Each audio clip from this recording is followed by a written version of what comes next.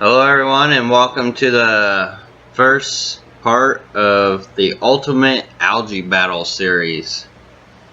Now this tank ended up getting medicated because I got some cardinals and they gave the whole tank ick and I didn't quarantine like I shoulda. So this tank was seriously neglected because I didn't want my regular hose pieces getting infected and all that. But this tank actually grew this super algae. I've been doing this a long time and I've never seen algae like this. It's like green fuzz algae attached to hair algae. It's really tough algae. I've tried to do a dark period and all that and it wasn't doing anything for it. So tried to use Excel real heavy, wasn't doing anything for it. So now I'm pretty much gonna have to clear it out and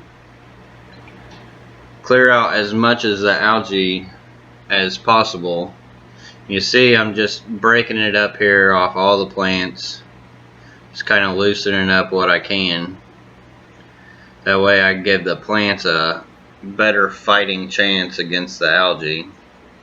Because right now it's just like a huge battle in there between the plants and the algae. And the algae is winning. The algae is definitely starting to win. So it's either I address it now or I lose all those plants and the tank just turns into an algae tank. Worse than what it is. You can see all that algae flying around everywhere. Leaves already coming off because they're starting to die away because the algae taking them over. And here I'm just kind of swirling my hand over to motion all that algae over into the corner. If you see over there, there's like hardly any algae, so it's all just being pulled over in this corner by me using the fluidity of the water. And as always, after I mess with something else, I always wash my hands because I don't want to touch anything else and get algae on anything else. I'm kind of OCD about that. And then I'll begin to siphon out the bigger chunks of algae and try to clear as much of the loose stuff as possible. If I didn't break it all up, I would have not have really got hardly any of the algae out because a lot of it was affixated to the leaves. And this whole process, I'm actually going to keep the fish in as well. So no need to rehouse them or anything. But yeah, getting all that algae out of there. And with the hose size makes a big difference, as in giving you the time allotted to pull that algae out. Oh, there I got a buche. I just stop and pull that out. It may even went in the thing.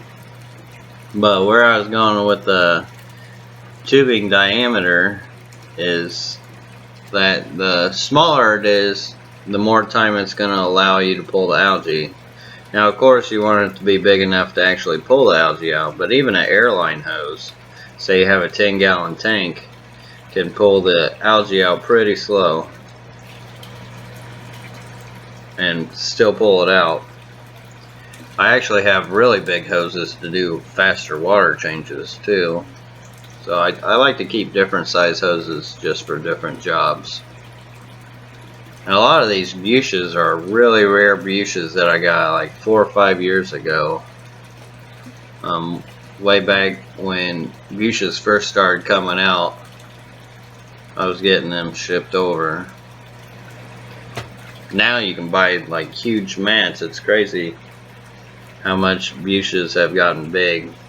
Which kind of scares me a little bit though too, because of where the plants are actually coming from, Borneo. And I hope people keep in mind that a lot of those plants that are coming out mats like that, I'm hoping they're farming them now, but hope they're not all being ripped out of the wild. It'd be very unfortunate. And see, I was keeping a lot of these in hard water as well, which they don't do as well in hard water. Got white Anubias in there, and then the Bucephalandra names, they go on. I don't have the list near me, but they go on. And then, of course, the Aromatica is more saltwater, and so is the Feather Duster. Or Father Duster, I can't remember what it's called. I think they call it Father Duster, but I think it should be called a Feather Duster. But I always wanted to keep one of those, but never could because I didn't have soft water, so I thought I'd try it in hard water, and the leaves all actually crinkled up real bad on it. So now that it's in the soft, it's actually straightened up. As you can see there, I was kind of swirling the hose around as well, creating a little tornado to get all that algae in that corner there, since that's where I amassed it all. I got some brave fish as well. You gotta be real careful when doing that with fish in there.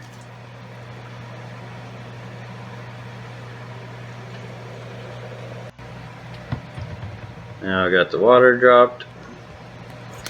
It's about 90%. Still got all the fish in there. Big water change. Still a lot of algae left. Uprooted some stuff. Fish are still nice and colorful. Autos are a little cramped. Yeah, now that I've done a big water change, which this won't hurt them because there's so much bacteria and mold and stuff in that substrate and organics, which is a big reason for this algae outbreak, is the organics that have built up in it have just been crazy. So what I'll do, I got this Excel spray. It's just liquid Excel, and I put it in a spray bottle. Now you gotta be careful using this stuff because it is known to cause cancer, and California has it labeled as so already, and it says on the bottle. But so you don't want to breathe too much of it in, but it actually works really well, and it's actually my secret to get rid of duckweed too, which can be a real pain, but the Excel makes it easy to get rid of. But this will help kill all the algae and everything. I've been debating whether to pull that hang on the back filter because I think it causes a lot of the algae issues just because I never keep it clean. Now that I got a nice pump on it, I may just get rid of the hang on the back. It's not really doing anything but keeping excess organics in there. And of course, had to fill it back up. Now it's looking a lot better, a little clearer. Especially for just having all that torn up. And the trick to that is to put the water in a little slower so it doesn't kick too much stuff up. But yeah, it's looking a little better. Still a lot of algae, but it doesn't look like it's just completely overtaken. You can actually see a little bit of gravel, see a little bit of life into the plants. Even the plants are starting to pearl. Plants always love a water change. Fish always love a water change. I'm on the fence about whether a fish likes a tank dirtier or cleaner. Sometimes it seems like they like tanks that are a little bit dirtier, especially for breeding. But at the same time, they love a water change, so I don't know. They just love life. Who knows? Maybe that's what it is.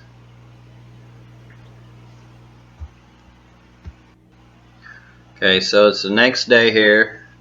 All the fish are alive. Looks like there's some algae dying off. But even with messing around with that water that much, with those fish in there and everything, they're still all doing good. Definitely looks like there's still a lot of algae in there. So I'm probably going to have to do some more work, obviously. And there you can see a little bit of life. Still left. The Aromatica was bouncing back. The Riccia, it was looking a little rough. It doesn't handle Excel well. But that's the first part of the ultimate algae battle.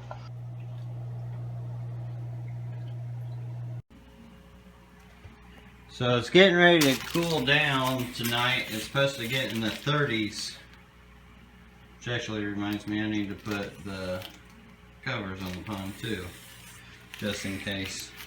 But this garage door, I mean, it's definitely seen better days. It wasn't that great when we first got here. And I get a lot of draft from the bottom of it. So I've got this insulated, it's like styrofoam stuff. You can even glue it to itself. It's made to go around pipe, like plumbing. And I actually had some left over from my pond build. I put some on the pipes outside just to kind of help with it. But all I'm doing with this is pushing it under here. It's a pretty quick fix for this problem. And I noticed when I came out here that, I mean, my feet were just getting hit with the cold. So all I'll do is just tuck that underneath that lip there. And it's getting rid of the draft like instantly. I mean, that's just a quick, simple fix, which is nice and efficient. I don't have any heaters on any of these tanks, so my best choice this year would be to actually heat the garage. Now, it doesn't seem too drafty on the side, maybe just a little bit up here, but if it becomes a problem, I could always wedge that stuff in between there too. Same with the top of it, but I'm not really feeling anything up there. It's just mostly coming down from the bottom, so that's a quick, easy fix. As always, thanks for watching, and subscriptions are free. And if you liked, hit that like button. That'd be awesome.